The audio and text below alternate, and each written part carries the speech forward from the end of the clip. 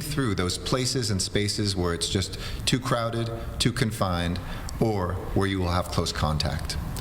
And we're not back to a safer at home order, but we all need to do our part to minimize the spread of COVID-19. On this, a day in which the United States had a record number of new cases at more than 60,000 Americans who were positively diagnosed with COVID-19. We know that here in this country, that's a little bit over 4% of the world's population, we have a quarter of the diagnosed cases and a quarter of the deaths worldwide. This threat is real, this threat is growing, and I'm proud of how Angelenos are meeting this challenge. And I want to walk you through that with some important announcements tonight. Socializing and gathering with folks who are not part of your household is still something that is not permitted. And I can't emphasize this enough, that gatherings, large and small, are a major source of spread. And even though we know it's going to be very hot this weekend, it's not a green light for a pool party or a barbecue. Please don't do that. Build on the good work of this past week and make sure that we continue to do everything we can to stop the spread. It's better to be at home. I know this can be frustrating. I know it's been a long, long time. And I know that we feel like there will never be an end to this. But we do know that there are lives at stake every single decision and every single day.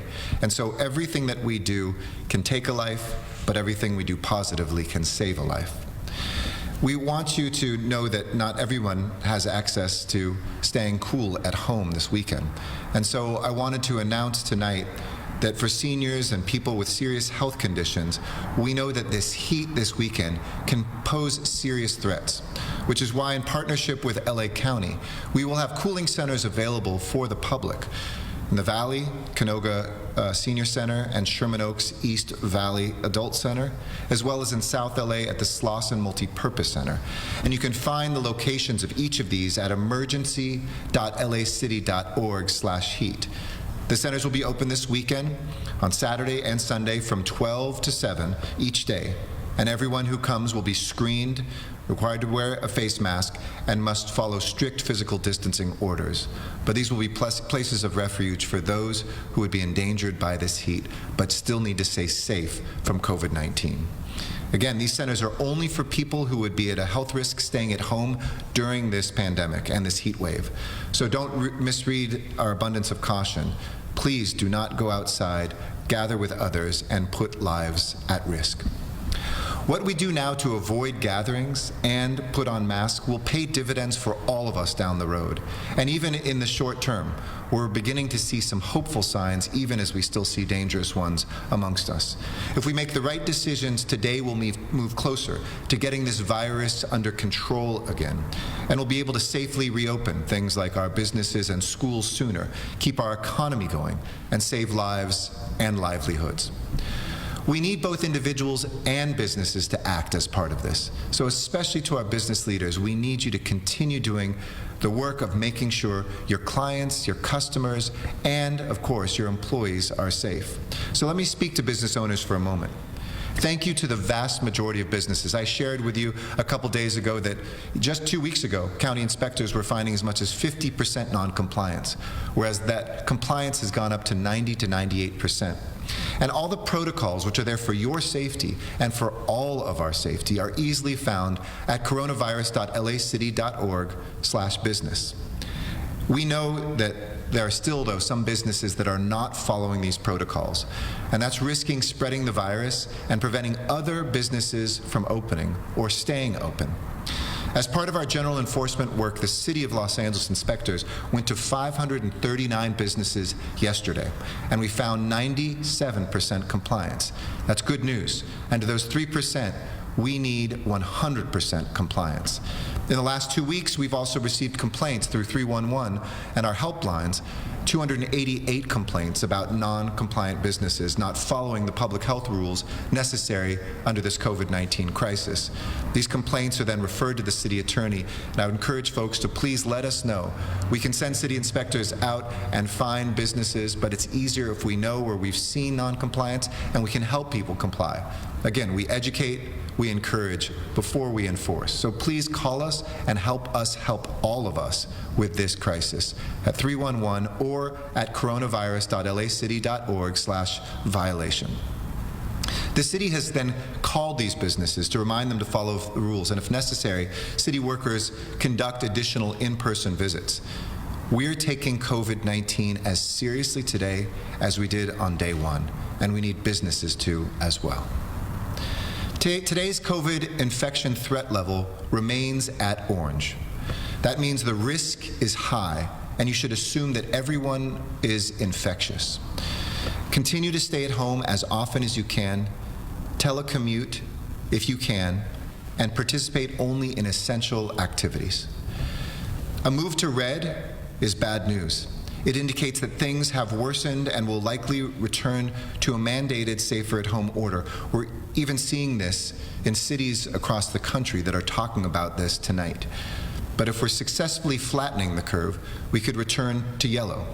As always, track the status of where we're at to inform what you can do and should do at coronavirus.lacity.org/threat level.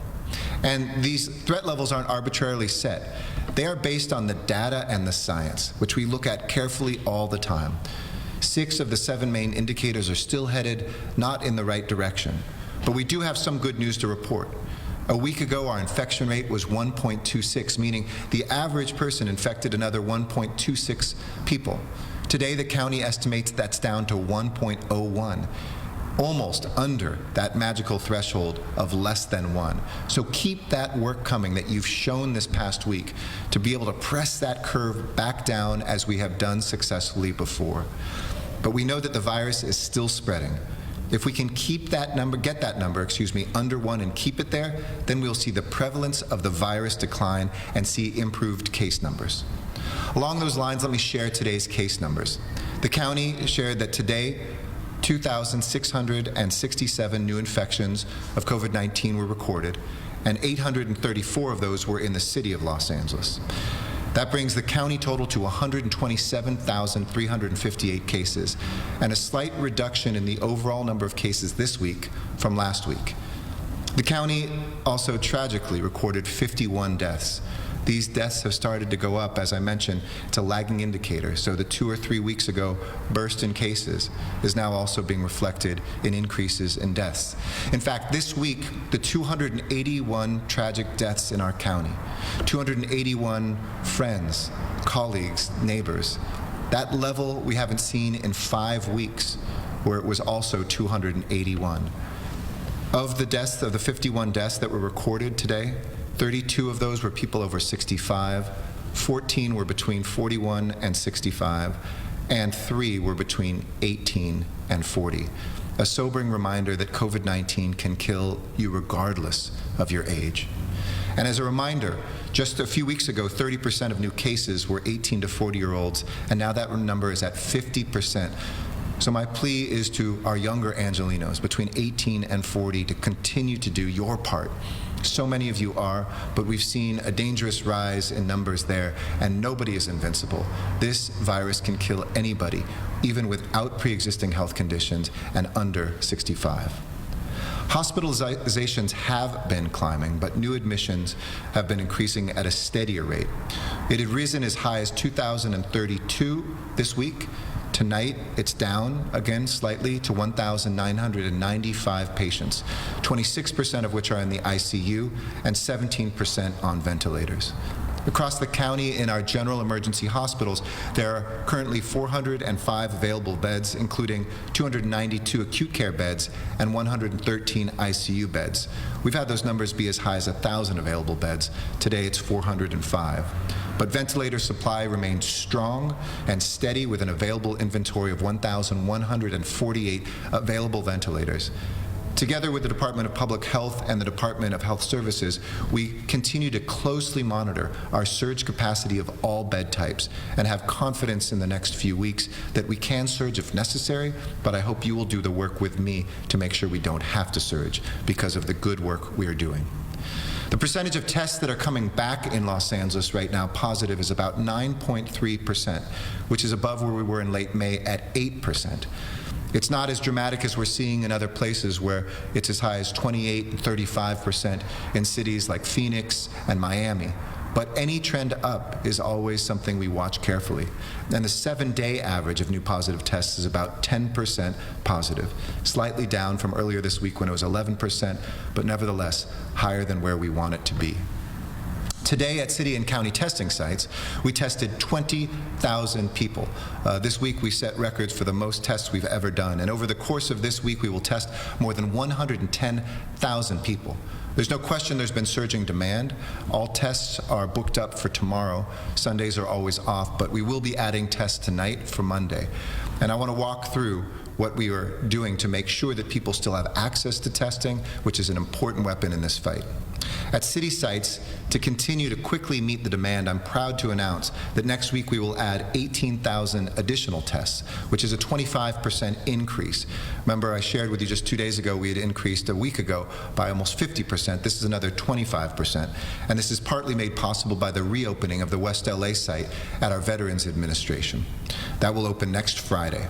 And we hit another important milestone, too.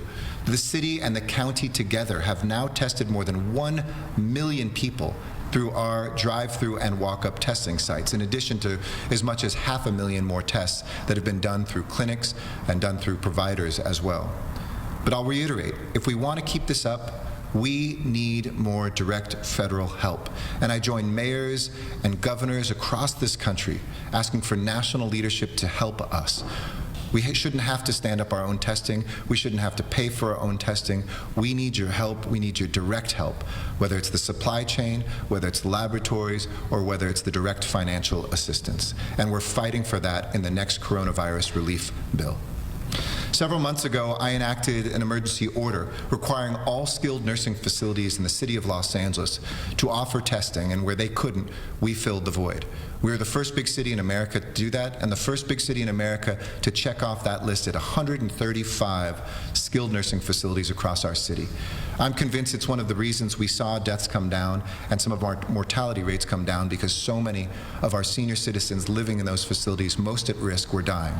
I'm proud that we today have received confirmation that 133 of 135, and we're going to get those last two, have done their second round as well, nearly 100% compliance. Today, we also added a community pop-up testing site in South LA on Central Avenue at 59th Street. This is a temporary walk-up site for community members and local workers who work in some of the factories there to get tested without appointments.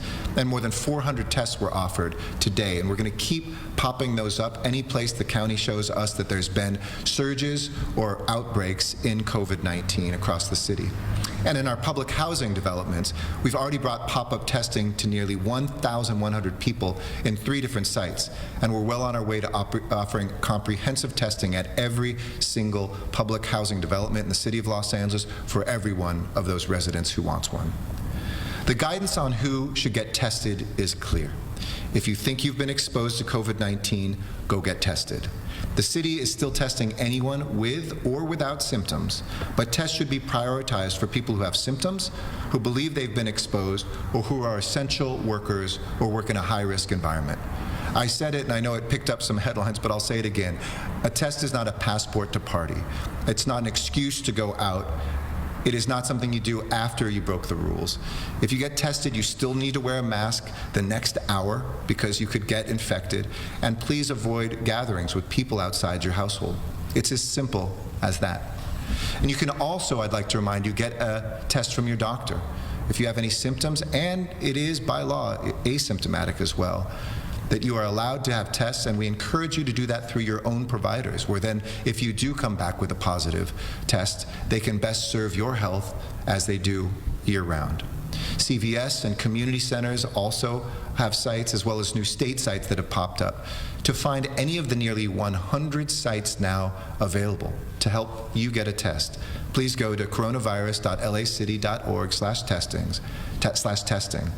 And if you don't have access to the internet, just call us at 311 and we'll set it up for you.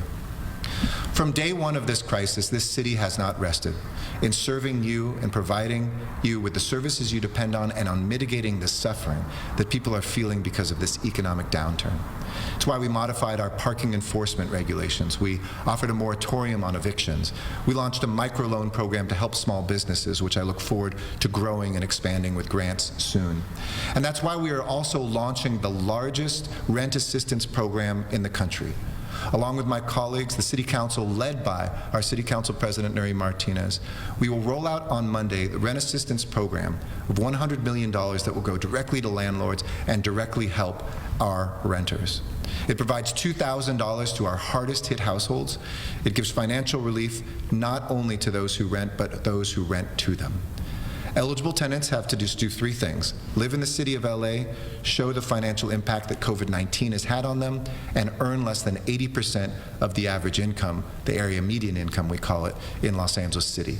That's different if you're single or if you're with a family of 2 or 3 or 4, but for your average family of 4, it's $83,500, and everybody can apply. It doesn't matter whether you're a citizen or a non-citizen, doesn't matter what your status is, everybody can apply. So applications open this Monday, and we're anticipating, obviously, because of the suffering that's out there, a lot of people will apply. I want to let people know it doesn't matter if you're first. You just have to apply sometime next week. It starts at 8 a.m. on Monday, and it remains open till Friday/Saturday night at midnight. So Friday night at midnight, as it becomes Saturday, that's when the applications stop.